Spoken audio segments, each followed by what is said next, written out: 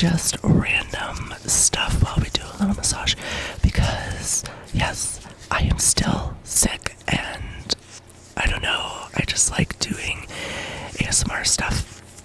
It helps me relax, so I hope it helps you relax too. Let's do a little massage. We are going to use some lotion here and okay, so we are gonna just talk about stuff like, okay, if you're wondering why my channel is called Bosworth ASMR, it's because of the Battle of Bosworth. It's the Battle of Bosworth, and that was the last battle in the Wars of the Roses in the 1400s, and it was the battle that Richard III lost and Henry Tudor won. So it was the start of the Tudor dynasty.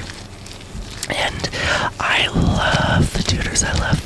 So this was like the change when the Tudors actually became the reigning dynasty. Henry Tudor on the throne of England was at the Battle of Bosworth, and it's where the supposedly evil Richard III, we don't know if he's evil, he's probably not evil like they said that he was after he died, but that's where he died in that battle, and they found his body there.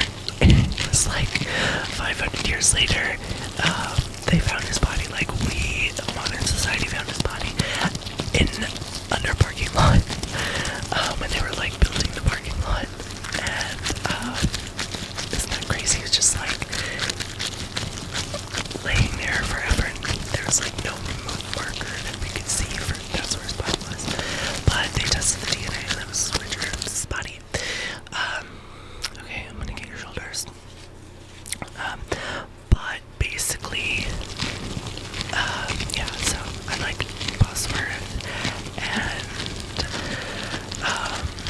there's a really interesting story about Lord Stannis that was on Richard III's side, but he like held back on his horse and like with his men, and he's like just waiting on the hill, watching the battle to see who was gonna win.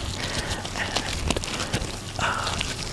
when he saw that Henry Tudor's side was winning, he's like, oh yeah, that's my side, I'm gonna go in and switch to them. And he did. He charged in on behalf of Henry Tudor. That was like kind of one of the decisive things that won the battle. So good old backstabbing Lord Stannis, which I wonder sometimes I wonder if George R. R. Martin got that Lord Stanley from Lord Stannis. So in Game of Thrones, Lord Stanley. Now I'm doubting if it's Stannis Baratheon or Stanley Baratheon.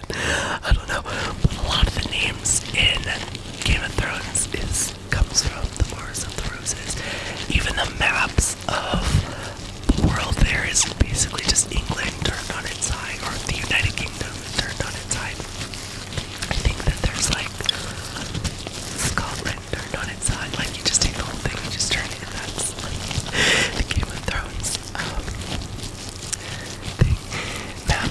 And then you have in real life you have the Starks and the Lancasters, and in Game of Thrones you have the Starks. I'm saying it wrong. Forgive me, I'm sick. In real life, you have the Yorks and the Lancasters, and in Game of Thrones, you have the Starks and the Lannisters. And there's just like all sorts of stuff about that, and like they're all competing for the throne of England. So, yeah.